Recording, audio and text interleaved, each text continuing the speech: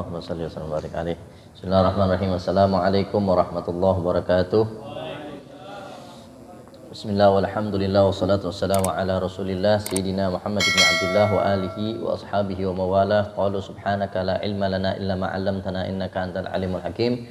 Rabbi syrah li sadri wa yassir li amri wahlul 'uqdatam min lisani yafqahu qawli. Rabbi zidna ilman warzuqna fahman wa atina hikmatan birahmatika ya arhamar rahimin. Taqabbalallahu minna wa minkum fataqabbal ya karim. Amma ba'd. Al-mukarram al-mahtaram seluruh dan segenap DKM Masjid Ar-Rahman ya, PT Yanmar, juga seluruh dan segenap hadirin PT Yanmar rahimakumullah. Alhamdulillah, sore hari ini kita kembali dikumpulkan oleh Allah Subhanahu wa taala di dalam majelis yang mulia ini untuk mengkaji ilmu-ilmunya Allah Subhanahu wa taala. Segala puji bagi Allah Subhanahu wa taala yang telah memberikan kita berlimpah kenikmatan, yang dengan nikmat-nikmatnya Allah alhamdulillah sore hari ini kita dapat berkumpul di majelis yang mulia ini.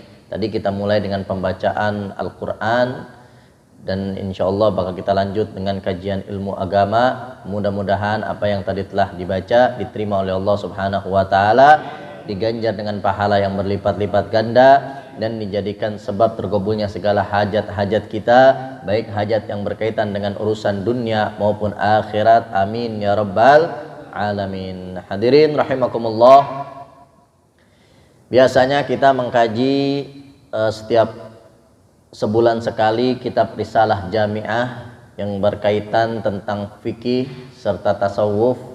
Namun pada sore hari ini sebagaimana yang diminta oleh panitia, kita akan membahas sedikit tentang apa-apa yang berkaitan dengan puasa di bulan suci Ramadan. Karena sebentar lagi kita akan memasuki bulan suci Ramadan, maka kita harus punya persiapan untuk menyambut bulan suci Ramadan. Mudah-mudahan kita semua disampaikan oleh Allah Subhanahu wa taala ke dalam bulan suci Ramadan dalam keadaan sehat wal afiat, dalam keadaan beriman dan bertakwa kepada Allah Subhanahu wa taala. Amin ya rabbal alamin. Hadirin rahimakumullah,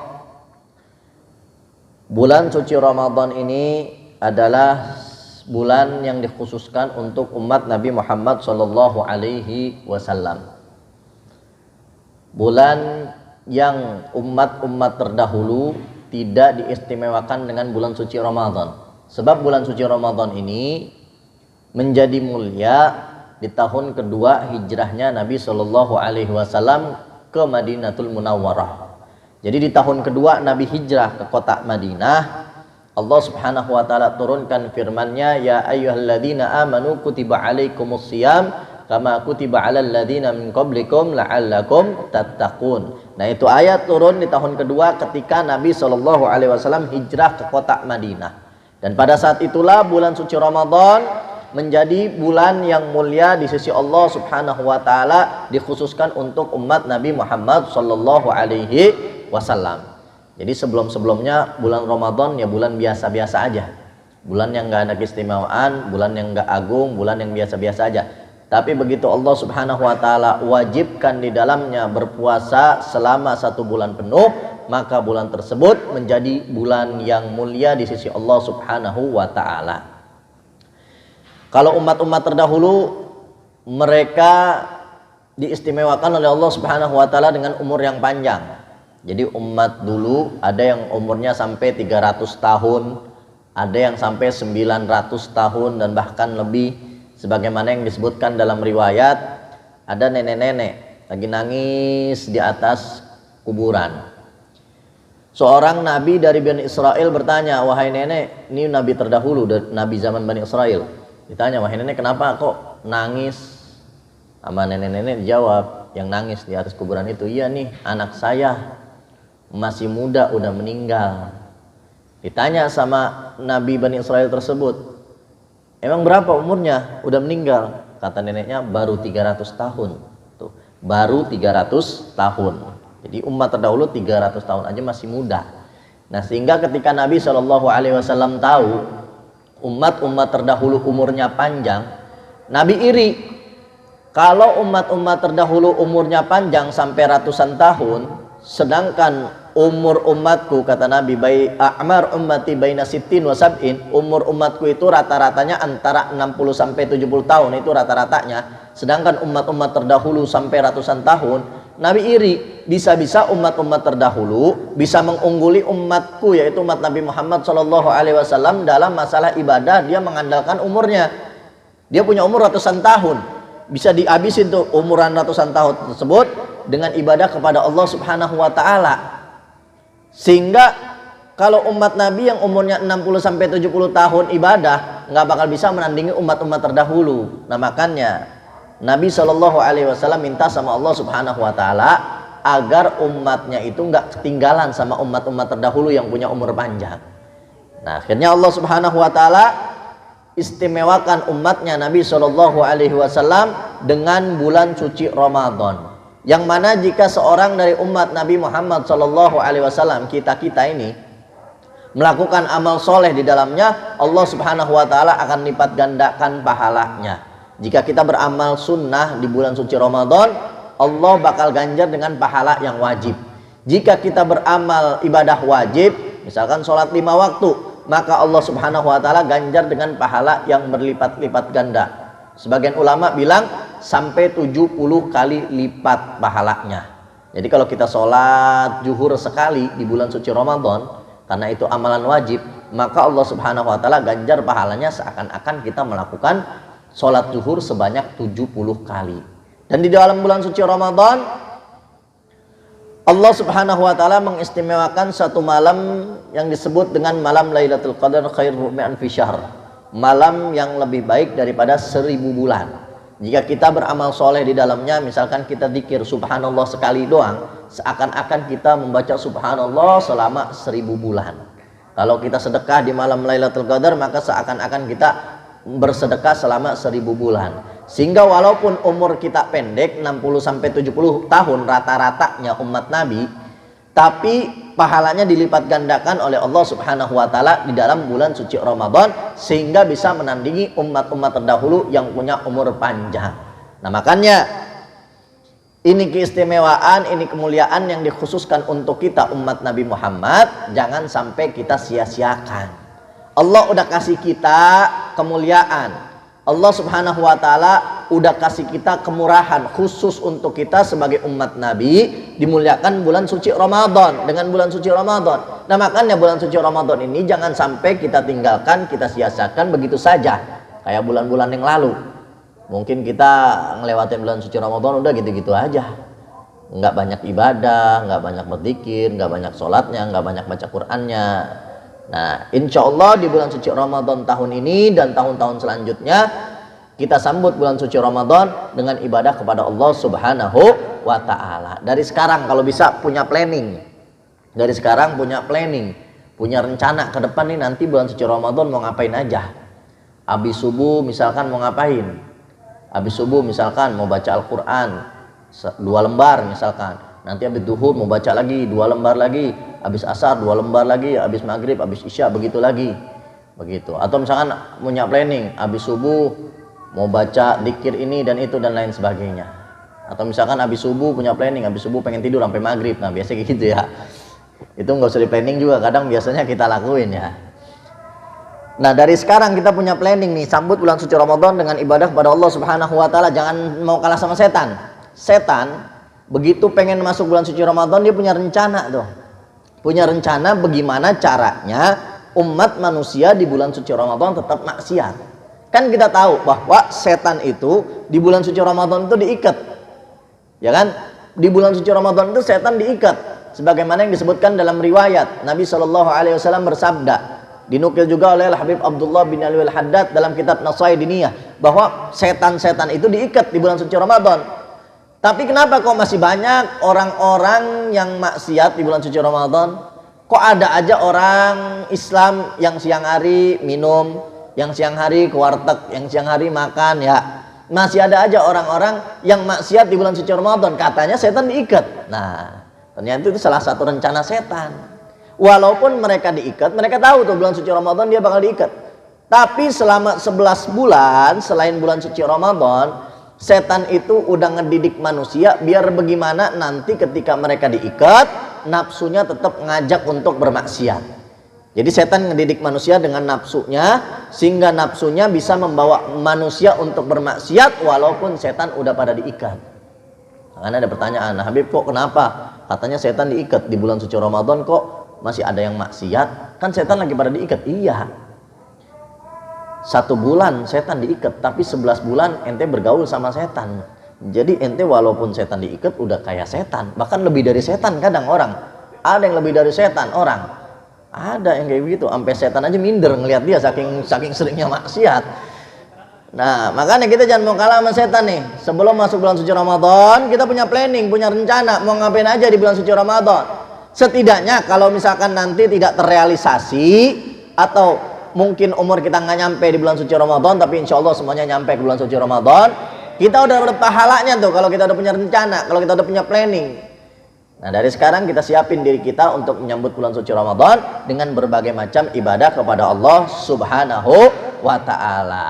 Yang pertama kita sambut bulan suci Ramadan ini yaitu dengan ilmu.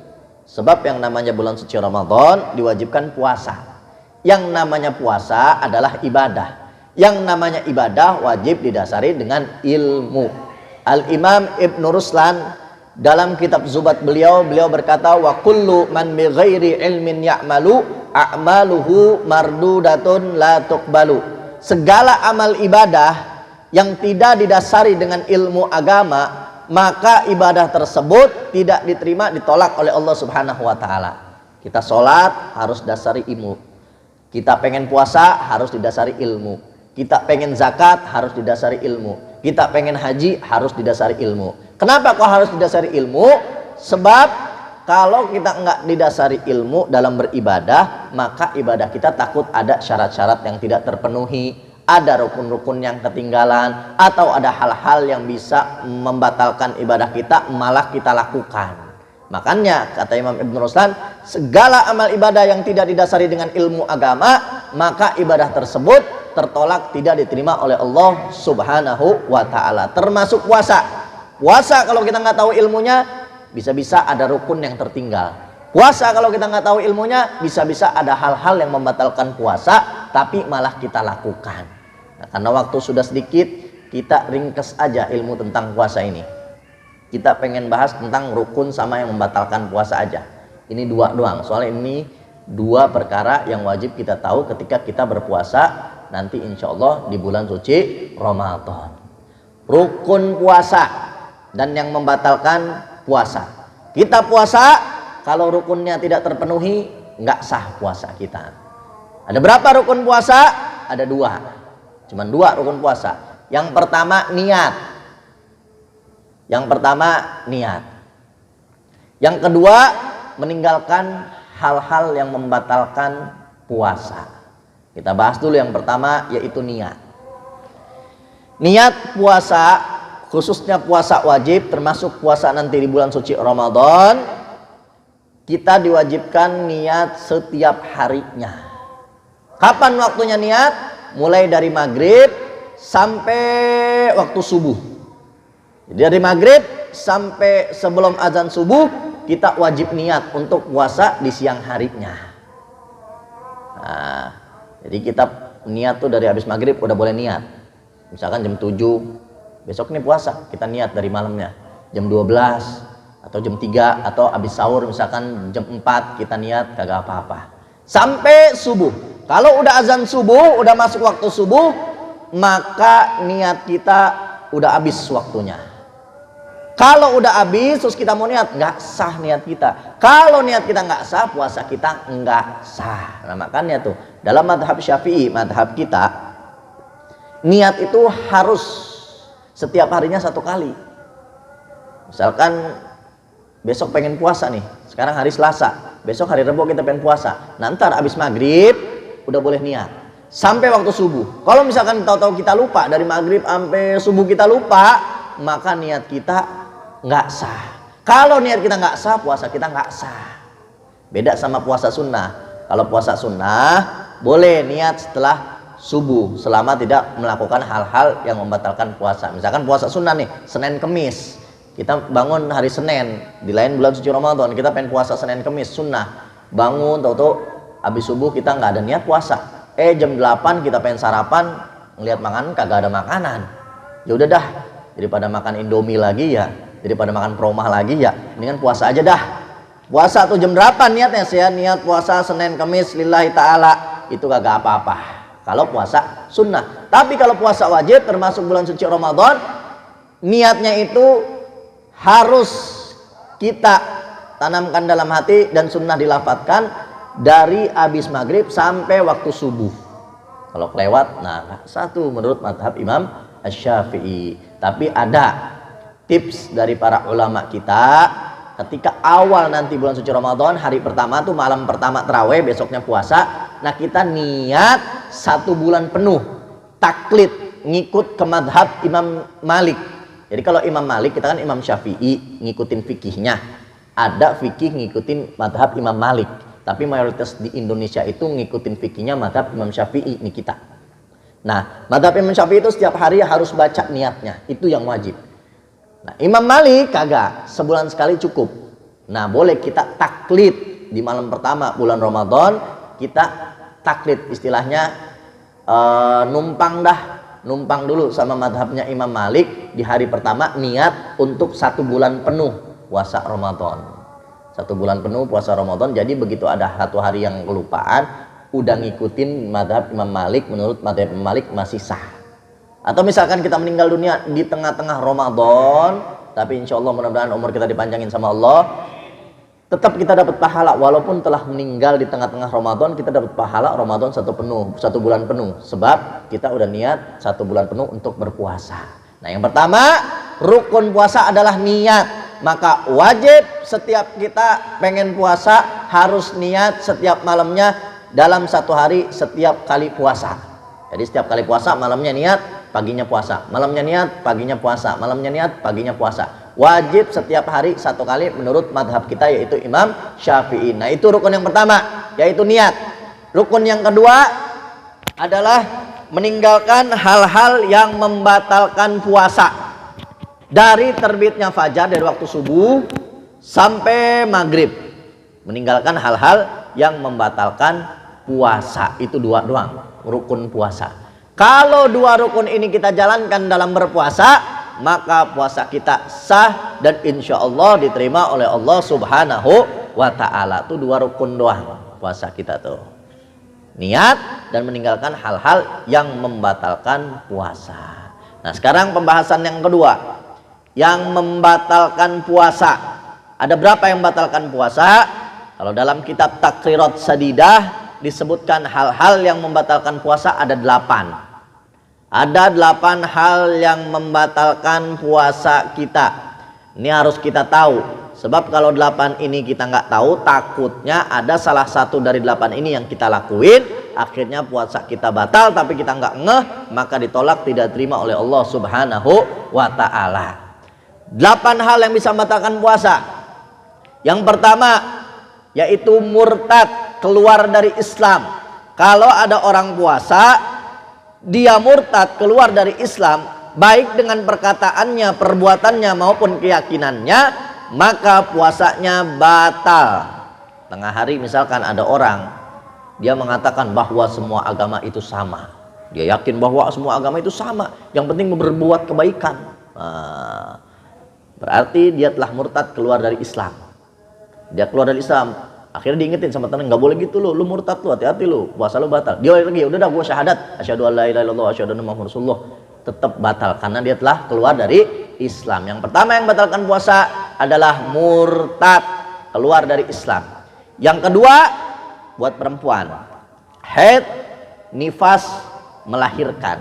Kalau ada perempuan lagi puasa, dia haid atau keluar darah nifas atau dia melahirkan, maka puasanya batal. Walaupun 5 menit sebelum buka nih, 5 menit sebelum buka tahu-tahu tuh perempuan haid, maka batal puasanya. Yang ketiga junun, gila. Ada orang misalkan lagi puasa tengah hari tahu-tahu gila. Misalkan apa ya, habis diputusin sama ceweknya gitu, tahu-tahu gila, ngobrol sama tembok, ngobrol sama gelas ya. ngobrol sama bangku misalkan, gila nih, walaupun tahu-tahu sadar lagi, sejam doang gilanya, habis sadar lagi, tetap batal puasanya. Karena hal yang ketiga yang membatalkan puasa adalah gila. Yang keempat, pingsan.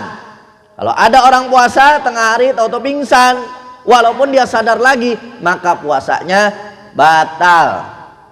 Kemudian yang kelima yang membatalkan puasa adalah jima, bersetubuh.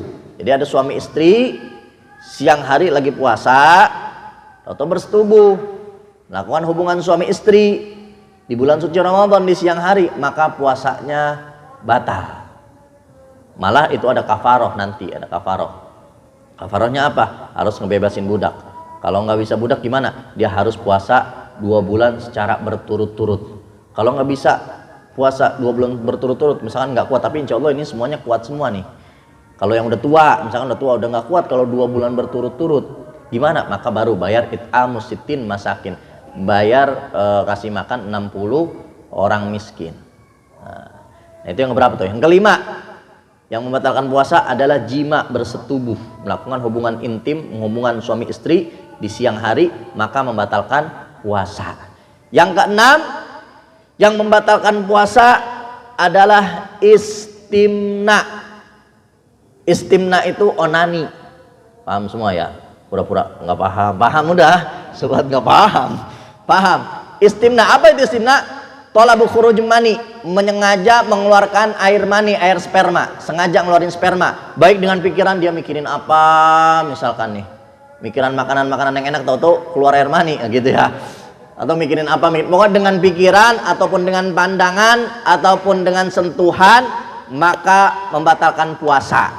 Nah, itu yang keenam. Yang membatalkan puasa adalah mengeluarkan mani secara sengaja. Kalau nggak sengaja gimana? Misalkan lagi tidur atau mimpi basah. Mimpi basah bukan kecebur, mimpi basah, paham semua ya? Tidur atau keluar sperma, itu kan nggak disengaja, itu tidak membatalkan puasa.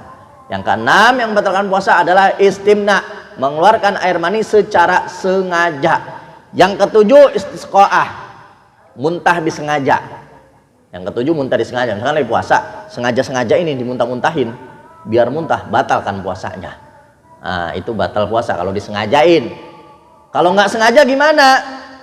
Kalau nggak sengaja nggak apa-apa. Misalkan ada orang mabokan dari sini, misalkan pengen kemana, ke Lipo, atau misalkan pengen ke SGC naik angkot, tau-tau muntah, mabokan nih orang, nggak sengaja muntahnya, maka nggak membatalkan puasa. Atau misalkan ada orang nih, ini orang ngenekin banget, kita ngelihat sama dia ngenekin banget, saking enaknya kita sampai muntah-muntah, kagak sengaja dia lewat nih, saking enaknya sama dia sampai muntah-muntah.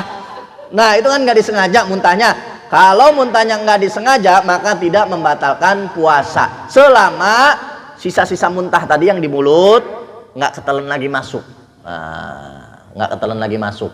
Kalau misalkan sengaja dimasukin, wah nih habis makan nasi padang enak banget, sayang dimakan lagi, nah itu batal. Kalau sisa-sisanya nggak dibuang, dikeluarin.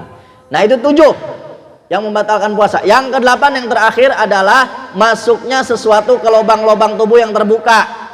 Apapun sesuatu itu, masuk ke mulut, masuk ke hidung, masuk ke telinga, masuk ke kubul atau dubur, lubang-lubangnya. Apapun bentuknya, mau makanan, mau minuman, korek kuping misalnya, korek api kayak masuk misalnya. Mau apapun itu masuk ke dalam rongga-rongga tubuh yang terbuka, mulut, hidung, telinga, kubul dan dubur, maka membatalkan puasa. Nah, itu 8 hal yang membatalkan puasa. Yang pertama, murtad, keluar dari Islam. Yang kedua, haid, nifas, dan melahirkan. Yang ketiga, gila. Yang keempat, apa? Pingsan. Yang kelima, jima. Yang keenam, istimna. Yang ketujuh, istisqaah, muntah disengaja. Yang kedelapan yang terakhir, masuknya sesuatu ke lubang-lubang tubuh yang terbuka. Itu 8 perlu kita ingat. Berarti nangis pas puasa batal apa kagak? Nangis pas puasa batal apa kagak? Hah? Nangis pas puasa batal apa kagak? Enggak. Soalnya di 8 tadi kagak ada. Jadi yang enggak ada di 8 tadi enggak membatalkan puasa. Orang kagak sholat pas puasa batal apa kagak? Hah? Puasanya batal apa kagak? Enggak. Soalnya enggak ada yang di 8 tadi. Orang buka aurat nih lagi puasa, telanjang bulat keluar-luar gitu, batal apa kagak puasanya? Batal apa kagak puasanya? Kagak. karena tidak ada yang 8 tadi. Tapi diterima atau nggak diterima itu nanti ada hadis yang lain sebetulnya. Nah, sebelum kita tutup masih ada waktu 3 menit nih ya. Boleh dah yang mau tanya ya. Tentang puasa ini banyak pertanyaan soalnya. Yang mau bertanya berkaitan tentang puasa boleh ditanyakan. Jangan yang nggak berkaitan dengan puasa. Habib, gimana caranya dapat duit tanpa kerja? Jangan nanya yang ngaco-ngaco.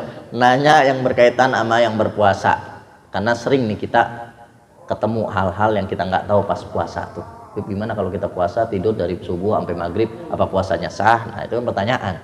Habib, kita puasa tapi misalkan kita pakai tetes air mata, batal apa enggak? Nah, itu pertanyaan tuh. Aneh lagi yang nanya, aneh yang jelasin, aneh yang nanya. Ayo dong, antum yang nanya sekarang. Iya.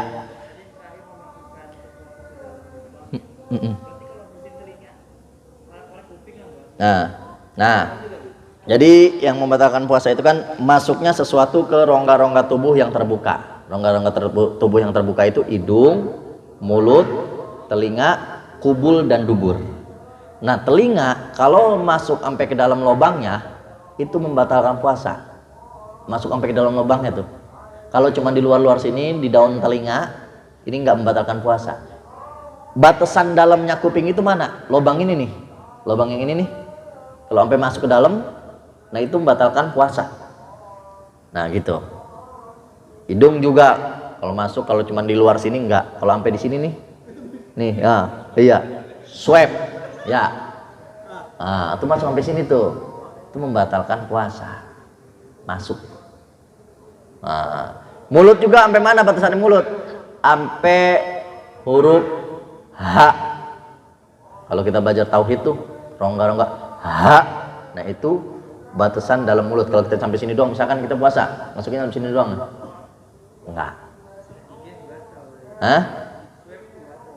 Karena masuk ke dalam. Pokoknya selama masuk ke dalam lubang-lubang tubuh yang terbuka, hidung, mulut, telinga, kubul, dan dubur, maka apapun yang masuk membatalkan puasa. Ya. Apa? Air plug.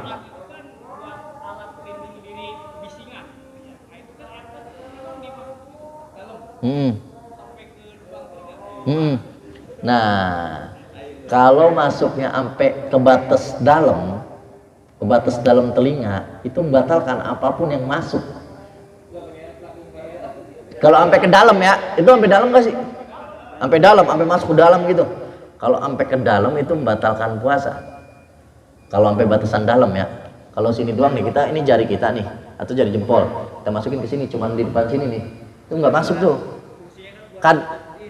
Kadang kan ada juga tuh headset yang nggak masuk sampai dalam, tapi ketutup, nggak masuk sampai dalam, dia cuma sampai sini doang, sampai depan sini nih, gitu, ketutup kan, tapi nggak masuk. Nah, itu air plug tuh masuk apa enggak sih? Sampai nutup, masuk. Ya kalau masuk udah batalin. Intinya masuk apa nggak masuk gitu aja. Iya, kalau sampai masuk ke dalam nih, kalau kelingking bisa kita masuk nih. Kalau masuk sampai ke dalam itu membatalkan puasa. Kalau cuma di depan doang nutupin gitu, kan ada headset yang gede gitu ya. Headset ini mah yang gede lebar, dia nutupin doang tuh, nggak sampai masuk ke dalam. Nah, itu nggak membatalkan puasa. Atau kita tutup pakai jempol kita bisa ketutupan. Nah, tapi kalau misalkan sampai masuk membatalkan puasa. Wallahu a'lam bishawab. Nanti kita lanjutin tanya jawabnya di belakang. Nah, mudah-mudahan yang sedikit bisa bermanfaat untuk kita semua. Hadani Allah wa iyyakum ila shiratal mustaqim. Bil qabul al-Fatihah.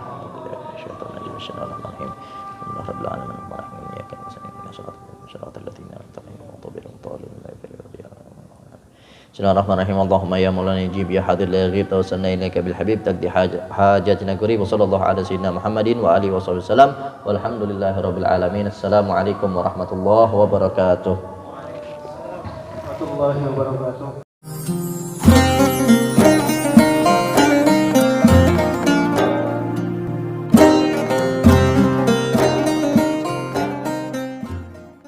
Assalamualaikum warahmatullahi wabarakatuh. Ikhwan fillah rahimakumullah, dimanapun antum sekalian berada, semoga kita semua senantiasa dalam rahmat, dalam keberkahan, dan juga dalam lindungan Allah subhanahu wa ta'ala di segala aktivitas kita dalam kehidupan kita sehari-hari. Amin ya rabbal alamin. Ikhwan fillah rahimakumullah, Al-Fagir Salim bin Idrus Al-Attas saat ini sedang berada di tanah lapang seluas 4.700 meter persegi yang beralamat di Kampung Pangasinan, Desa Hegar Mukti, Kecamatan Cikarang Pusat, Kabupaten Bekasi, Provinsi Jawa Barat. Yang insya Allah di tanah ini akan dibangun masjid dan pondok pesantren yang akan dinamakan Pondok Pesantren Rubat Hurairah sebagai sarana belajar dan mendalami ilmu agama bagi anak-anak kita dan saudara-saudara kita. Karena itu saya mengajak kepada seluruh dan segenap kaum muslimin wal muslimat dimanapun antum sekalian berada untuk ikut berpartisipasi dalam mensukseskan pembangunan Pondok Pesantren Rubat Hurairah ini dengan cara menyalurkan donasi Anda ke rekening Bank BSI atas nama Yayasan Rubat Hurairah Bekasi dengan nomor rekening 7190680341. Semoga Allah Subhanahu wa taala balas dengan berbagai macam kebaikan yang berlipat ganda. Terima kasih atas perhatian dan kepeduliannya. Hadani Allah wa iyyakum ila siratil mustaqim. Wal afu minkum. Assalamualaikum warahmatullahi wabarakatuh.